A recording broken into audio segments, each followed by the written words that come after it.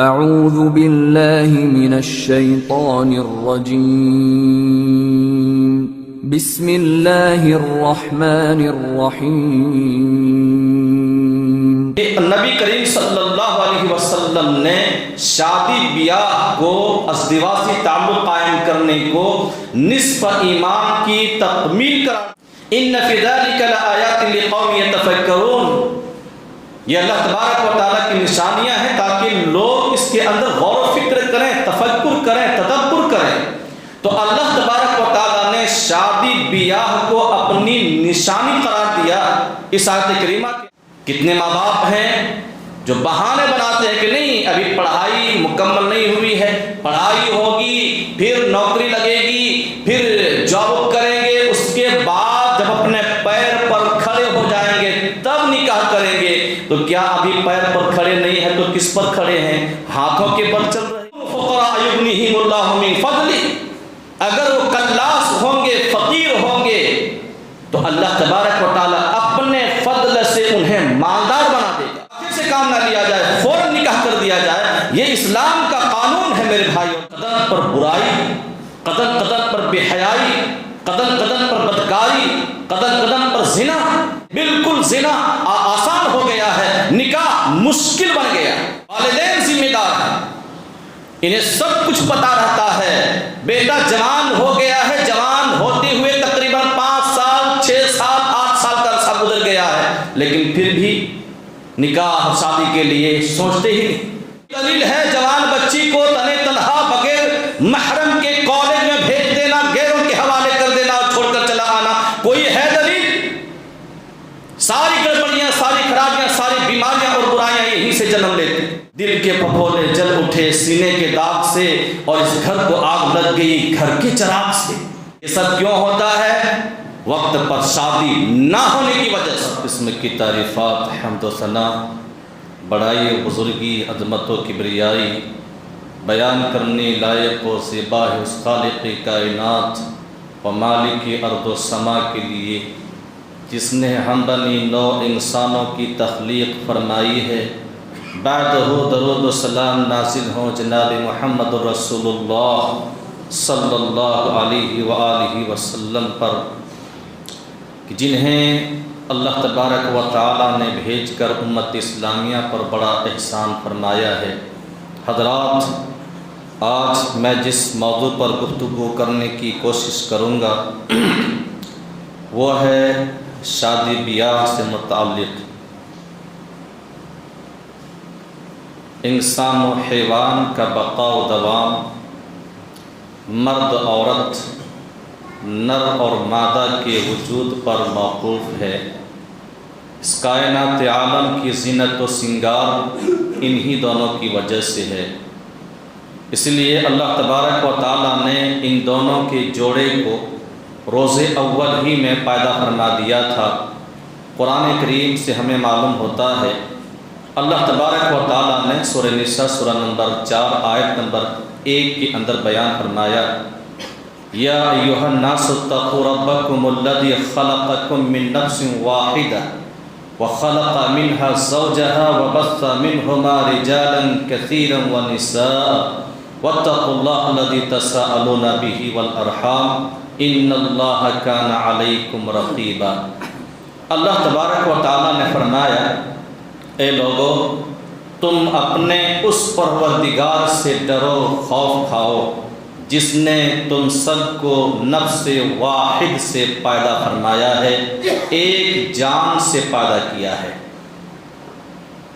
اور اسی سے اس کا جوڑا بھی بنایا، اور پھر ان دونوں سے وَمِنْهُمَا رِجَالًا كَثِيرًا وَنِسَاءً، ان دونوں سے بہت سارے مرد اور عورتوں کو بکھیر دیا، پھیلا دیا، منتشر کر دیا۔ اللہ تبارک و تعالیٰ نے فرمایا، وَاتَّقُوا اللَّهَ الَّذِي تَسَاءَلُونَ بِهِ وَالْأَرْحَامَ، اور لوگوں ڈرو اللہ تبارک و تعالیٰ سے، اور جس کے ذریعے تم رشتے ناطے کا سوال کرتے ہو، اور ڈرو رشتے ناطے کو توڑنے سے، منقطع کرنے سے۔ اللہ تبارک و تعالیٰ تمہارے اوپر نگراں ہے، نگہبان ہے۔ قرآن کریم کی اس آیت کریمہ سے ہمیں معلوم ہوا کہ مرد عورت کی تخلیق اللہ تبارک و تعالیٰ نے روز اول ہی میں کر دیا تھا۔ سورہ حجرات پڑھی، اللہ تبارک و تعالیٰ نے وہاں بھی تذکرہ فرمایا ہے، اِنَّا خَلَقْنَاكُم مِّن ذَكَرٍ وَأُنثَىٰ وَجَعَلْنَاكُمْ شُعُوبًا وَقَبَائِلَ لِتَعَارَفُوا إِنَّ أَكْرَمَكُمْ عِندَ اللَّهِ أَتْقَاكُمْ۔ اللہ تبارک و تعالیٰ نے فرمایا، بے شک ہم نے تمہیں ایک مرد اور ایک عورت سے پیدا کیا ہے اور تمہیں مختلف قوموں اور قبیلوں میں بانٹ دیا ہے، تقسیم کر دیا ہے، لِتَعَارَفُوا تاکہ تم پہچانے جا سکو۔ إِنَّ أَكْرَمَكُمْ عِندَ اللَّهِ أَتْقَاكُمْ، بے شک اللہ تبارک و تعالیٰ کے نزدیک تم میں سب سے زیادہ عزت والا معزز وہ ہے جو تم میں سب سے زیادہ پرہیزگار ہے، متقی ہے، تقوی شعار ہے۔ قرآن کریم کی ان دونوں آیات کریمہ کے اندر آپ غور کریں گے تو معلوم ہوگا کہ اللہ تبارک و تعالیٰ نے مرد اور عورت ان دونوں جوڑوں کو روز اول ہی میں پیدا کر دیا تھا، اور در حقیقت یہ دونوں ایک دوسرے کے محتاج بھی ہیں۔ مرد عورت کا محتاج ہے، عورت مرد کا محتاج ہے۔ قرآن کریم کے اندر اللہ تبارک و تعالیٰ نے فرمایا، ہن لباس لکم وانتم لباس لہن، وہ تمہارے پوشاک ہیں اور تم ان کے لیے پوشاک۔ اللہ رب العالمین نے ایک دوسرے کو پوشاک قرار دیا ہے، لباس قرار دیا، اور ہم اس حقیقت کو اچھی طرح سے جانتے ہیں کہ لباس کا کام کیا ہوتا ہے، آدمی لباس کیوں استعمال کرتا ہے، پوشاک کیوں استعمال کرتا ہے، ہم اچھی طرح سے جانتے ہیں۔ ہمارا مقصد لباس پہننے کا یہی ہوتا ہے کہ یہ لباس پہننے سے ہمارا بدن محفوظ ہو جائے، ڈھک جائے، چھپ جائے۔ میاں بیوی کے رشتے کا ایک مقصد یہ بھی ہے کہ شادی بیاہ ہو جانے کے بعد ایک دوسرے کی شرمگاہ محفوظ ہو جائے۔ اللہ تبارک و تعالیٰ نے ایک دوسرے کو لباس اور پوشاک قرار دیا ہے، اور ان دونوں میں چولی دامن کا ساتھ ہے، سکون و اطمینان، راحت و آرام ان دونوں کی وجہ سے ہے۔ ایک کے بغیر دوسرے کی زندگی گویا بیکار ہے، ادھوری ہے، اجیرن ہے۔ انسان کی زندگی اس وقت تک ہنسی خوشی کے ساتھ نہیں گزر سکتی جب تک دوسرے کو زندگی میں نہ لے آیا جائے۔ چاہے کتنا ہی آدمی بڑا سے بڑا بن جائے، لیکن اس کے بغیر زندگی ادھوری اور اجیرن ہوتی ہے۔ یہی وجہ ہے کہ اسلام نے شادی بیاہ کی اس رسم کو اللہ تبارک و تعالیٰ نے اپنی نشانی قرار دیا۔ قرآن کریم آپ پڑھیں گے تو معلوم ہوگا، سورہ روم سورہ نمبر 30 آیت نمبر 21، اللہ رب العالمین نے فرمایا، وَمِنْ آيَاتِهِ أَنْ خَلَقَ لَكُم مِّنْ أَنفُسِكُمْ أَزْوَاجًا لِتَسْكُنُوا إِلَيْهَا وَجَعَلَ بَيْنَكُم مَّوَدَّةً وَرَحْمَةً إِنَّ فِي ذَلِكَ لَآيَاتٍ لِقَوْمٍ يَتَفَكَّرُونَ۔ اللہ رب العالمین نے فرمایا، اور اس کی نشانیوں میں سے یہ ہے کہ اس نے تمہارے لیے تمہاری ہی جنس سے بیویاں بنائی، جوڑے بنائے۔ کیوں بنائے؟ لِتَسْكُنُوا إِلَيْهَا، تاکہ تم اس سے سکون حاصل کرو۔ وَجَعَلَ بَيْنَكُم مَّوَدَّةً وَرَحْمَةً، اور اس اللہ تبارک و تعالیٰ نے تمہارے درمیان مودت، محبت اور رحمت پیدا فرما دی، ہمدردی پیدا فرما دی۔ إِنَّ فِي ذَلِكَ لَآيَاتٍ لِقَوْمٍ يَتَفَكَّرُونَ، یہ اللہ تبارک و تعالیٰ کی نشانیاں ہیں تاکہ لوگ اس کے اندر غور و فکر کریں، تفکر کریں، تدبر کریں۔ تو اللہ تبارک و تعالیٰ نے شادی بیاہ کو اپنی نشانی قرار دیا اس آیت کریمہ کے اندر۔ پتہ یہ چلا کہ شادی بیاہ حیات انسانی کے لیے بہت ہی ضروری ہے۔ قرآن کریم کے مطالعہ سے ہمیں معلوم ہوتا ہے، اور حدیث رسول کے پڑھنے سے ہمیں پتہ چلتا ہے کہ نبی کریم صلی اللہ علیہ وسلم نے شادی بیاہ کو، ازدواجی تعلق قائم کرنے کو نصف ایمان کی تکمیل قرار دیا۔ حضرت انس رضی اللہ تعالیٰ عنہ راوی حدیث ہیں، کہتے ہیں کہ رسول اللہ صلی اللہ علیہ وسلم نے فرمایا، اذا تزوج العبد فقد استکمل نصف الدین فلیتق اللہ فی النصف الباقی. ترمذی کی روایت، نبی کریم صلی اللہ علیہ وسلم نے فرمایا کہ جب بندہ نکاح کر لیتا ہے، شادی کر لیتا ہے، بیاہ کر لیتا ہے، تو نصف ایمان اس کا مکمل ہو جاتا ہے. فَلْيَتَّقِ اللَّهَ فِي النِّصْفِ الْبَاقِي، تو اب باقی آدھا میں وہ اللہ تبارک و تعالیٰ سے ڈرتا رہے، خوف کھاتا رہے اور تقوی کی راہ اختیار کرے. تو نصف ایمان کی تکمیل اللہ تبارک و تعالیٰ نے قرار دیا ہے شادی بیاہ کو، نکاح کو. قرآن کریم کا مطالعہ کرنے سے ہمیں معلوم ہوتا ہے اللہ تبارک و تعالیٰ نے جگہ جگہ شادی بیاہ پر زور دیا ہے. قرآن کریم اور حدیث رسول کے اندر تاکیدی حکم فرمایا.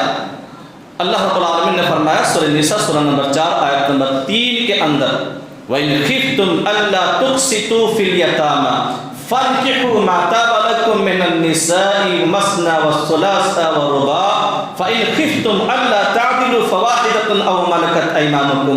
اللہ رب العالمین نے فرمایا بس اگر تمہیں ڈر ہو، خوف ہو کہ تم یتیم لڑکیوں کے درمیان انصاف نہ کر سکو، فَانكِحُوا مَا طَابَ لَكُم مِّنَ النِّسَاءِ مَثْنَىٰ وَثُلَاثَ وَرُبَاعَ، تو تمہیں عورتوں میں سے، آزاد عورتوں میں سے جو پسند آئیں ان میں سے 2 2 3 3 اور 4 4 سے نکاح کرو.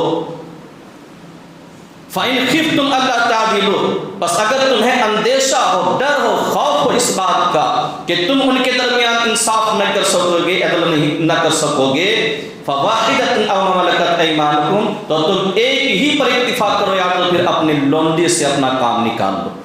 یہ آیت کریمہ ہمیں بتلاتی ہے کہ ایک مرد بیک وقت اپنی زوجیت میں، اپنے نکاح میں 4 عورتوں کو رکھ سکتا ہے. 4 کی بات تو بہت دور، یہاں ایک کے بعد دوسری کی اگر خواہش کر لے تو لوگ لٹھ اور ڈنڈا لے کر دوڑنا شروع کر دیں گے، اور کبھی تھانہ اور کبھی کورٹ، کبھی کچہری، کبھی یہاں کبھی یہاں. آج تک مسلمانوں میں یہ رواج نہیں دیکھا گیا کہ قرآن کریم کی اس آیت کریمہ کے اوپر بشرح صدر کوئی عامل ہو جائے، عمل پیرا ہو جائے. کیسے مسلمان؟ غور کرنے کی بات ہے. یہ حکم کس کا؟ اللہ کا. کتنے ایسے مسلمان، میں بھی جانتا ہوں، مجھے تجربہ بھی ہے، کتنے ایسے مسلمان ہیں جن کے پاس استطاعت ہے، 1 2 نہیں 4 بیویوں کو رکھنے کی استطاعت ہے. کھلا سکتا ہے، پلا سکتا ہے، رکھ سکتا ہے، بآسانی گزارا کر سکتا ہے، اور ان کے اندر دوسری کی خواہش بھی ہے لیکن وہ کر نہیں پا رہا. کیوں؟ سسرال والوں کا خوف اور پھر گھر والوں کا خوف. اس خوف کی وجہ سے وہ غلط راستہ اختیار کیا ہوا ہے اور کر لیتا ہے. اللہ تبارک و تعالیٰ کا قانون توڑنے والے کو اللہ رب العالمین سزا دیتا ہے اور دے گا. قرآن کریم کی اس آیت کریمہ سے ہمیں پتہ چلا کہ نکاح کرنا چاہیے. فَانكِحُوا مَا طَابَ لَكُم مِّنَ النِّسَاءِ مَثْنَىٰ وَثُلَاثَ وَرُبَاعَ، جو عورتیں پسند آئیں ان میں سے 2 3 یا 4 سے نکاح کر لیا جائے. ہاں اگر عدل نہ کر سکنے کا اندیشہ اور خوف ہو تو آدمی کو ایک ہی پر اکتفا کرنا چاہیے. خواہ مخواہ دوسری اور تیسری کی خواہش کیوں رکھا جائے.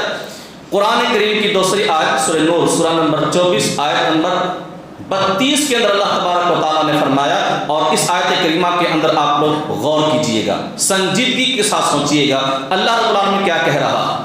وَأَنكِحُوا الْأَيَامَ مِنكُمْ وَالصَّالِحِينَ مِنْ عِبَادِكُمْ وَإِمَائِكُمْ إِنْ يَكُونُوا فُقَرَاءَ يُغْنِيهِمُ اللَّهُ مِنْ فَضْلِهِ وَاللَّهُ وَاسِعٌ عَلِيمٌ.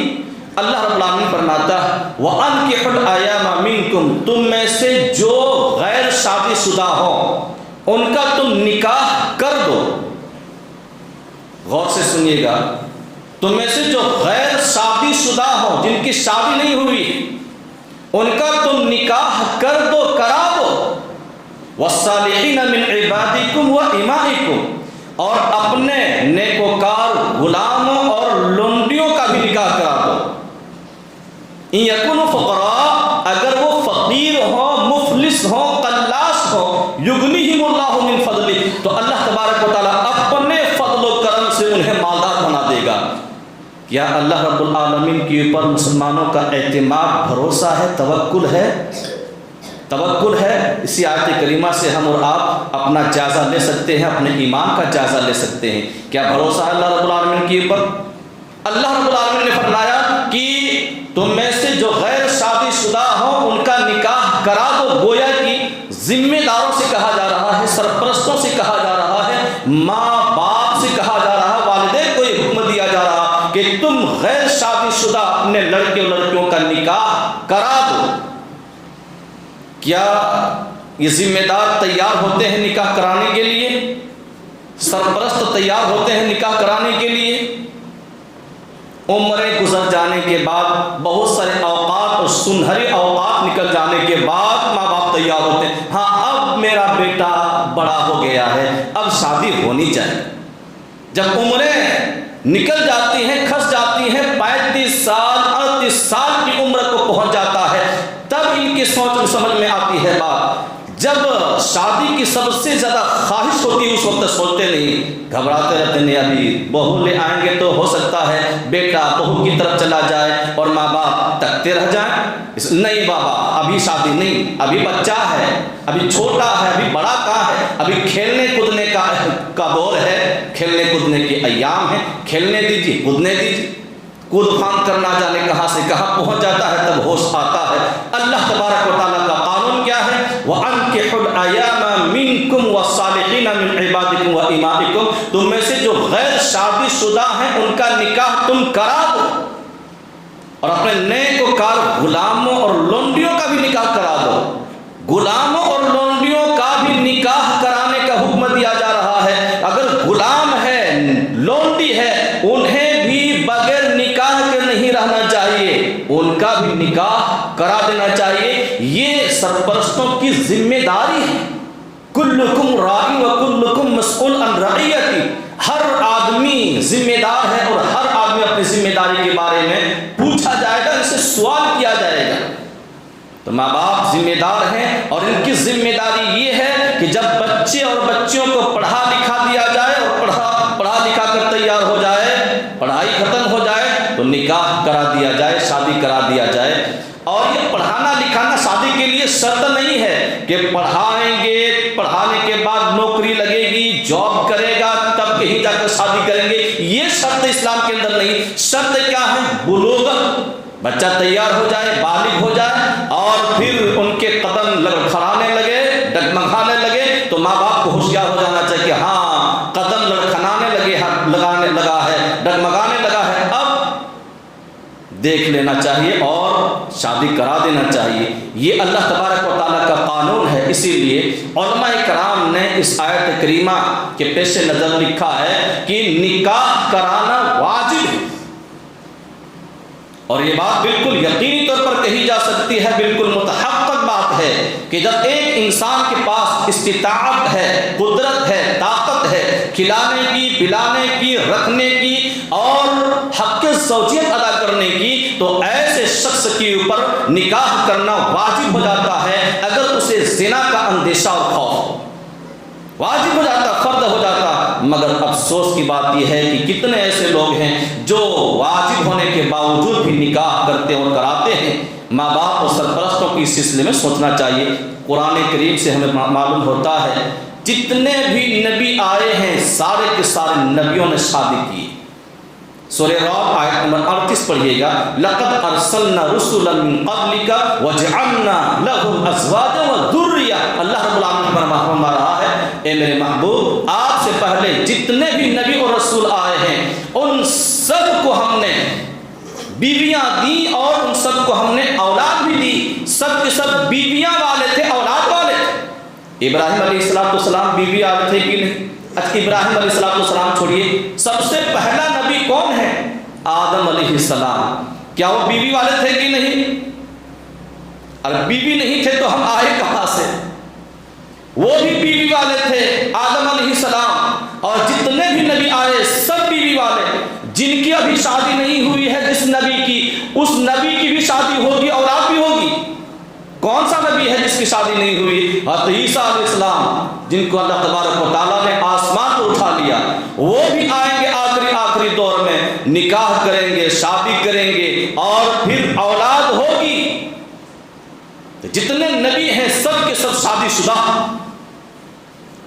اسی لیے نبی کریم صلی اللہ علیہ وسلم فرماتے ہیں اربع من سنن المرسلین الحیاء والتعطر والسواک والنکاح. 4 چیزیں نبیوں اور رسولوں کی سنت میں سے ہیں. شرم و حیا کرنا، خوشبو استعمال کرنا، مسواک کرنا اور نکاح کرنا، شادی بیاہ کرنا. یہ 4 خصلتیں، 4 چیزیں نبیوں اور رسولوں کی سنت میں سے. اور نبی کریم صلی اللہ علیہ وسلم کے بارے میں آتا ہے، آپ صلی اللہ علیہ وسلم نے فرمایا حبب الی النساء والطیب وجعلت قرۃ عینی فی الصلاۃ. نبی کریم صلی اللہ علیہ وسلم نے فرمایا کرتے تھے کہ مجھے اللہ تبارک و تعالیٰ کی طرف سے عورت اور خوشبو محبوب بنا دیا گیا ہے،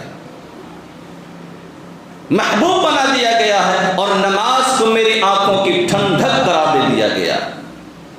نبی کریم صلی اللہ علیہ وسلم بھی شادی شدہ تھے. ہم کس نبی کو فالو کرنے والے ہیں؟ ذرا اندازہ لگائیے. اس نبی کے فالوور سے ہیں ہم، فالو کرنے والے ہیں جن کی ایک نہیں 9 بیویاں. اللہ اکبر، 9 بیویاں، اور ہمارا یہاں ایک بھی نہیں. وقت پر ہماری شادی نہیں ہو رہی ہے. غور کرنے کی بات ہے میرے بھائی اور دوست بزرگوں. نبی کریم صلی اللہ علیہ وسلم نے فرمایا ثلاثۃ حق علی اللہ عز وجل اونہم المکاتب الذی یرید الاداء والناکح الذی یرید العفاف والمجاہد فی سبیل اللہ. ترمذی کی روایت ہے، آپ صلی اللہ علیہ وسلم فرماتے ہیں 3 افراد ایسے ہیں جن کی مدد کرنا اللہ تبارک و تعالیٰ کے اوپر حق ہے. اللہ رب العالمین ایسے 3 افراد کی ضرور مدد کرتا ہے. کون ہے؟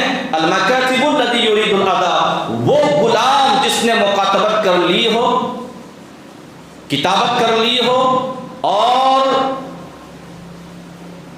روپیے پیسے ادا کرنے کا ارادہ رکھتا. والناکح الذی یرید العفاف، وہ نکاح کرنے والا آدمی جو پاک دامنی کے لیے نکاح کرتا ہو، شادی بیاہ کرتا ہو، اپنی عزت کی حفاظت کے لیے شادی بیاہ کرتا. والمجاہد فی سبیل اللہ، اور اللہ کی راہ میں جہاد کرنے والا. یہ 3 افراد ہیں جن پر اللہ تبارک و تعالیٰ کا تعاون ہوتا ہے اور جن کا مدد کرنا اللہ رب العالمین کے اوپر حق ہے. اللہ معاون و مددگار ہوتا ہے، اور قرآن کریم بھی ہمیں یہی بات کہہ رہا ہے ان یکونوا فقراء یغنیہم اللہ من فضلہ. اگر وہ کلاس ہوں گے، فقیر ہوں گے، تو اللہ تبارک و تعالیٰ اپنے فضل سے انہیں مالدار بنا دے گا. کتنے ماں باپ ہیں جو بہانے بناتے ہیں کہ نہیں ابھی پڑھائی مکمل نہیں ہوئی ہے، پڑھائی ہوگی، پھر نوکری لگے گی، پھر جاب کریں گے، اس کے بعد جب اپنے پیر پر کھڑے ہو جائیں گے تب نکاح کریں گے. تو کیا ابھی پیر پر کھڑے نہیں ہیں تو کس پر کھڑے ہیں؟ ہاتھوں کے بل چل رہے ہیں. جوان ہو جائے بس دیکھ داکھ کر نکاح کر دو. کتنے ایسے نوجوان ہیں جو تڑپتے رہتے ہیں ماہیے بے آب کی طرح. مچھلی کو پانی سے باہر نکال کر رکھ دیا جائے کیسے تڑپتی ہے، ویسے تڑپتے رہتے، اور ماں باپ کے کانوں میں جومے تک نہیں رہتے کیا ہو رہا ہے کیا نہیں ہو رہا. میرے بھائی اور دوست بزرگوں، اللہ تبارک و تعالیٰ کا قانون ہے نکاح کرنا، شادی بیاہ کرنا، کرا لینا. اللہ کے قانون کو جو آدمی توڑے گا اللہ تبارک و تعالیٰ سزا دے گا، اور سزا مل رہی ہے. اس سے بڑی سزا اور کیا ہو سکتی ہے کہ آدمی کی ناک کٹ جاتی ہے معاشرے میں، وہ اپنے سر کو اٹھا کر چلنے کے قابل نہیں رہ جاتا، ذلیل اور خوار ہو جاتا ہے جب اس کا لڑکا کسی اجنبی لڑکی کے ساتھ پکڑا جاتا ہے یا اس کی لڑکی کسی غیر مسلم کے ساتھ بھاگ جاتی ہے. اس سے بڑی ذلت اور رسوائی اور کیا ہو سکتی ہے؟ اس سے بڑی سزا اور کیا ہو سکتی ہے؟ میرے بھائی اور دوست بزرگوں، ہوش میں آنے کی ضرورت ہے. نکاح اور شادی بیاہ کرنا ضروری ہے انسانی زندگی کے لیے، انسانی بقا کے لیے. اس کے بہت سارے فائدے ہیں. اگر نکاح نہ کیا جائے تو بہت سارے نقصانات ہیں، اگر نکاح کیا جائے تو بہت سارے فائدے ہیں. اسی لیے نبی کریم صلی اللہ علیہ وسلم نے نوجوانوں کی جماعت کو مخاطب کر کے کہا تھا عبداللہ رضی اللہ تعالیٰ عنہ کہتے ہیں قال لنا رسول اللہ صلی اللہ علیہ وسلم یا معشر الشباب من استطاع منکم الباءۃ فلیتزوج فإنه اغض للبصر واحسن للفرج ومن لم يستطع فعليه بالصوم فإنه له وجاء۔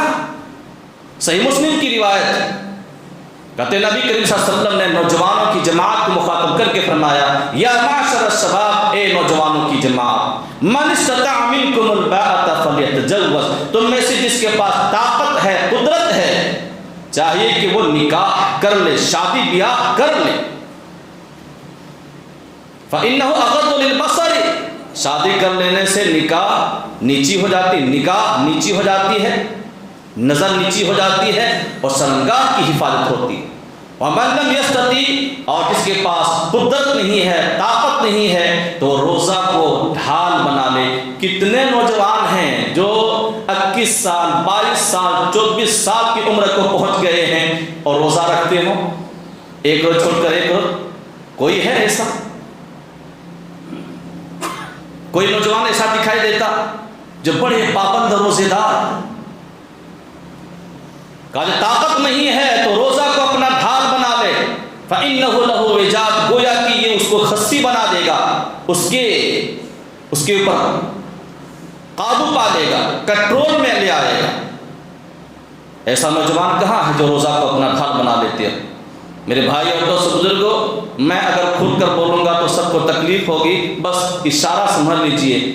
قرآن کریم کے حروف سے ہمیں پتہ چلتا ہے کہ نکاح کرنا، شادی بیاہ کرنا ضروری ہے، اور یہ والدین کے اوپر فرض ہے، فریضہ۔ اسی لیے نبی کریم صلی اللہ علیہ وسلم نے ایک موقع پر فرمایا ثلاث لا تؤخرها الصلاة اذا اتت والجنازة اذا حضرت والايم اذا وجدت لها كفوا۔ ترمذی کی روایت، آپ صلی اللہ علیہ وسلم نے فرمایا 3 چیزیں ایسی ہیں جن میں تاخیر کرنا جائز نہیں۔ 3 چیزیں، الصلاۃ اذا اتت، جب نماز کا وقت ہو جائے نماز ادا کر لی جائے، خواہ تاخیر اور لیٹ کرنے کی ضرورت نہیں، جائز نہیں۔ والجنازۃ اذا حضرت، جنازہ تیار ہو جائے فوراً نماز جنازہ پڑھ کر اسے اس کے مقام تک پہنچا دیا جائے۔ والایم اذا وجدت لها کفوا، اور جب جوڑا مل جائے، جس کو جوڑا نہیں ملا ہے جوڑا مل جائے، جوڑا تلاش کر کے فوراً نکاح کر دیا جائے، تاخیر سے کام نہ لیا جائے، تاخیر کریں گے تو گڑبڑ ہو، اس لیے تاخیر سے کام نہ لیا جائے، فوراً نکاح کر دیا جائے۔ یہ اسلام کا قانون ہے میرے بھائی اور دوست بزرگوں۔ کتنے مسلمان ہیں جو اسلام کے اس قانون کو مانتے ہوں اور اسلام کے اس قانون کو فالو کرتے ہیں؟ افسوس کی بات ہے آج کے دور میں، جبکہ حالات اتنے ناگفتابے ہیں، نازک ہیں، اتنے سنگین حالات ہیں، قدم قدم پر برائی، قدم قدم پر بے حیائی، قدم قدم پر بدکاری، قدم قدم پر زنا۔ اب جگہ جگہ دیکھ سکتے ہیں، روڈوں پر چلتے ہوئے آپ دیکھ سکتے ہیں، پارکوں میں جا کر دیکھ سکتے ہیں، ریستورانوں میں جا کر دیکھ سکتے ہیں، اور دیگر جگہوں میں جا کر آپ دیکھ سکتے ہیں۔ بالکل زنا آسان ہو گیا ہے، نکاح مشکل بن گیا۔ ذمہ دار کون ہیں؟ ہم، ماں باپ، والدین ذمہ دار ہیں۔ انہیں سب کچھ پتا رہتا ہے، بیٹا جوان ہو گیا ہے، جوان ہوتے ہوئے تقریباً 5 سال 6 سال 8 سال کا عرصہ گزر گیا ہے، لیکن پھر بھی نکاح شادی کے لیے سوچتے ہی نہیں۔ ابھی کیا ضرورت ہے؟ پڑھنے کے لیے بھیج رہے ہیں، بیٹی جوان ہو گئی ہے، برا مت مانیے گا میرے مخاطب مسلمان، بیٹی جوان ہو گئی ہے اور کالج بھیج رہے ہیں۔ میرے بھائی اور دوستو بزرگوں، ذرا سنجیدگی کے ساتھ مجھ کو بتلائیے، کیا جوان بچی کو کالج بھیجنا درست ہے آج کے حالات کے پیش نظر؟ کوئی ہے ایسی دلیل؟ نماز کی بات آئے، روزے کی بات آئے، زکوٰۃ کی بات آئے، حج اور عمرے کی بات آئے تو فوراً مولوی صاحب سے دلیل پوچھیں گے، مولوی صاحب کوئی دلیل؟ دلیل سے بات کیجیے گا مولوی صاحب، ورنہ ٹھیک نہیں ہوگا۔ کوئی دلیل ہے جوان بچی کو تنے تنہا بغیر محرم کے کالج میں بھیج دینا، غیروں کے حوالے کر دینا اور چھوڑ کر چلا آنا، کوئی ہے دلیل؟ ساری گڑبڑیاں، ساری خرابیاں، ساری بیماریاں اور برائیاں یہیں سے جنم لیتے جب ہم اپنے جوان بچی کو غیروں کے حوالے کر دیتے۔ یہ پڑھانے والا ٹیچر کون ہے؟ سگا ہے؟ ان کے ساتھ بیٹھ کر پڑھنے والے لڑکے جتنے ہیں نوجوان قسم کے، اس میں غیر بھی رہتے ہیں اور اپنے بھی رہتے ہیں، کون ہیں وہ؟ سگے بھائی ہیں جن کے حوالے ہم کر کے آ جاتے ہیں۔ ہمیں پتا ہے، ہم معلوم رکھتے ہیں، پتا رکھتے ہیں، خبر رکھتے ہیں کہ ہماری بچی سیو ہے، وہاں جتنے بھی بچے پڑھتے ہیں مخلوق تعلیم کا، ہر کالج میں مخلوق تعلیم دی جاتی ہے، لڑکوں اور لڑکیوں کو ایک ساتھ ایک ہی روم کے اندر بیٹھا کر تعلیم دیتے ہیں۔ کیا ہم یہ بول سکتے ہیں کہ وہاں نظر بازی نہیں ہوتی ہوگی، چھیڑ چھاڑ نہیں ہوتا ہوگا، طرح طرح کی باتیں وہاں نہیں ہوتی ہوگی؟ کیا ہم یہ گارنٹی دے سکتے ہیں کہ وہاں پڑھنے والے سارے کے سارے ببلا بھگت ہیں لڑکے، پرہیزگار، متقی، تقوی شعار، زہد و ورع کے حقدار؟ وہاں پڑھنے والے سب کے سب اچھے کردار والے، کریکٹر والے؟ یا ہم یہ گارنٹی دے سکتے ہیں کہ ہماری بچی جو جوان ہو چکی ہے، جو کالج میں پڑھ رہی ہے، ہماری بچی دودھ کی دھولی ہوئی ہے، وہ کسی کو نظر اٹھا کر نہیں دیکھتی، کسی سے بات نہیں کرتی؟ اور یہ بھی تو ہو سکتا ہے کہ آپ کے گھر کے اندر، ہمارے گھر کے اندر ہماری بچی ببلا بھگت بن کر رہتی ہو اور گھر سے باہر جانے کے بعد کچھ اور ہی انداز۔ ارے میں نے تو اپنی آنکھوں سے دیکھا ہے، ہماری ہی بچیاں گھر سے برقع اور نقاب پہن کر باہر نکلتی ہے، جو چوراہے کے پاس جا کر پورا برقع اور نقاب اتار کر بیگ میں ڈال لیتی ہے، فون کر کے بلاتی ہے اور پھر گاڑی میں بیٹھ کر چلی جاتی ہے۔ کیا گارنٹی ہے کہ ہماری بچی بالکل سیو ہے، محفوظ ہے؟ میرے بھائی اور دوستو بزرگوں، کم سے کم دلیل، یہاں تو کم سے کم دلیل۔ نبی کریم صلی اللہ علیہ وسلم فرماتے ہیں، صحیح مسلم کی روایت، کسی عورت کو مردوں کے درمیان تنہا بغیر محرم کے نہ چھوڑا جائے۔ ہم اور آپ چھوڑ کر چلے آتے ہیں، اللہ اکبر، بہت بھاری پڑ جائے گا۔ ایسی حدیثیں اگر سنانا شروع کر دوں تو بہت بھاری پڑ جائے گا، لوگ بولیں گے مولوی صاحب کیا مسئلہ لے کر کھڑا ہو گیا۔ یہ مسئلہ ہے میرے بھائی اور دوستو بزرگوں، بہت بڑا مسئلہ۔ اور جب یہی ہماری بچیاں کسی غیر مسلم کے ساتھ عشق لڑا کر بھاگ جاتی ہیں تو ہم ڈھنڈورا پیٹنے لگتے ہیں، چیخنے لگتے ہیں، چلانے لگتے ہیں کہ میری بیٹی چلی گئی، ایسا ہو گیا، ویسا ہو گیا۔ کوئی دل جلا سنانے کے اوپر مجبور ہو جائے گا،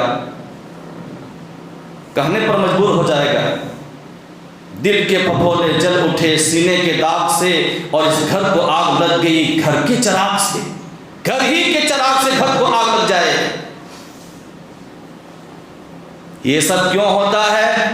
وقت پر شادی نہ ہونے کی وجہ سے۔ کتنے ایسے ماں باپ ہیں میں جانتا جو رکاوٹیں بنے ہوئے ہیں اپنے بچے اور بچیوں کی شادی بیاہ میں، رکاوٹیں بنے ہوئے ہیں، اور بیچارے لڑکوں اور لڑکیوں کی عمریں کھستی چلی جا رہی ہیں، کھسکتی چلی جا رہی ہیں۔ اگر خدا نہ خواستہ ہمارے جوان بچے غلط کام کر لیں، جوان بچیاں غلط کام کر لیں، تو پتہ ہے اس کا وبال کس کے سر آئے گا؟ بے حقی کی روایت نبی کریم صلی اللہ علیہ وسلم فرماتے ہیں، ذرا غور سے سنیے گا، من ولد له ولد فليحسن اسمه وأدبه فإن بلغ فليزوجه وإن بلغ وإن لم بلغ وإن بلغ ولم يزوجه فأصاب اسما فاسمه على أبيه۔ بے حقیق کی روایت ہے یہ، کہتے ہیں جس کے یہاں کوئی بچہ پیدا ہوا، فَلْيُحْسِنْ اسْمَهُ وَأَدَّبَهُ، تو چاہیے کہ وہ اس کا اچھا نام رکھے اور اچھا ادب سکھائے۔ کیا ہم ایسے محفلوں میں، مجلسوں میں بھیجتے ہیں اپنے بچوں کو تاکید کے ساتھ، جہاں درس قرآن کا سلسلہ جاری رہتا ہے؟ الحمدللہ اس مسجد میں ہر ہفتہ اتوار کے روز بعد نماز عصر خصوصی درس ہوتا ہے۔ کتنے لوگ آتے ہیں، کتنے نوجوان آتے ہیں، کتنے نوجوان بچیاں آتی ہیں، اور صبح شام تو درس ہوتا ہی رہتا، لیکن خصوصی درس میں کبھی ہم اور آپ بھیجتے ہیں تاکید کر کے، میرے بیٹے جاؤ درس میں بیٹھنا ہے، پہنچنا، درس سننا، دینی معلومات حاصل کرنا۔ ہماری بہت بڑی کمزوری ہے۔ نبی کریم صلی اللہ علیہ وسلم نے کیا فرمایا؟ جس کی اولاد ہو، لڑکا ہو، چاہیے کہ وہ اچھا نام رکھے، اچھا ادب سکھائے، اور جب وہ بالغ ہو جائے فَلْيُزَوِّجْهُ، تو اس کی شادی کرائے۔ وَإِن بَلَغَ، اگر وہ بالغ ہو گیا، وَلَمْ يُزَوِّجْهُ، اور اس نے شادی نہیں کرایا، فَأَصَابَ إِثْمًا، اور اس لڑکے نے یا لڑکی نے کوئی غلط کام کر لیا، فَإِثْمُهُ عَلَىٰ أَبِيهِ، تو وہ غلط کام کا وبال کس کے سر؟ ماں باپ کے سر۔ ماں باپ کے سر وہ گناہ جائے گا، بیٹے بیٹیاں بھی گناہ گار ہوں گے اور ماں باپ بھی گناہ گار ہوں گے، ان کا پورا وبال ان کے سر آئے گا۔ جو مسجدوں میں بیٹھ کر دعائیں کر رہے ہیں اور بیٹے اور بیٹیاں کھیل کود کر رہے ہیں، ابھی کھیلنے کا دن ہے، کھیلنے دیجیے۔ یہ مغربی طرز معاشرت کو چھوڑیے، یہ مغربیت ہے جو عریانیت سکھاتے ہیں، فحاشی سکھاتے ہیں، بے حیائی کا درس دیتے ہیں، بدکاری سکھاتے ہیں، زنا کے دروازے کھولتے ہیں۔ چھوڑیے یہ سب میرے بھائی اور دوستو بزرگوں، ہوش کا ناخن لیجیے، قرآن کریم پڑھیے۔ اللہ تبارک و تعالیٰ کہہ رہا وَأَنكِحُوا الْأَيَامَ مِنكُمْ وَالصَّالِحِينَ مِنْ عِبَادِكُمْ وَإِمَائِكُمْ، تم میں سے جو غیر شادی شدہ ہو ان کا نکاح کر۔ کتنے ایسے نوجوان ہیں جن کا نکاح نہیں ہوا ہے، 24 سال کے ہو گئے، 25 سال کے ہو گئے، 27 سال کے ہو گئے، 30 سال کے ہو گئے، نکاح نہیں ہوا ابھی تک۔ کیوں لیٹ کر رہے ہیں؟ کیا بات ہے؟ کہتے ہیں نہیں پیسہ نہیں کما رہا۔ ارے ہم لوگ کون مارے پیسہ کما رہے تھے، اور آج جا کر دیکھیے بعض جھارکھنڈ کے علاقوں میں کون مارے پیسہ کماتے ہیں۔ کچھ تھوڑا بہت پڑھنا رہتا ہے، پڑھ کر نکلتے ہیں اور پھر ماں باپ فوراً شادی کرا دیتے ہیں۔ الحمدللہ، اللہ کے اوپر بھروسہ، اعتماد، شادی ہونے کے بعد بالکل سیٹ ہو جاتی ہے زندگی، کام کاج میں لگ جاتا ہے، کوئی بدماشی نہیں، کوئی بدماشی نہیں، کام کاج میں لگ جاتا ہے، اپنے بیوی بچوں کو پالنے کی فکر میں لگا رہتا ہے۔ اللہ تبارک و تعالیٰ کی اوپر بے اعتمادی کا یہ سب سے بدترین دلیل ہے کہ آدمی یہ کہے کہ پیسہ نہیں ہے، روپیہ نہیں ہے، ابھی شادی کے قابل نہیں ہوا۔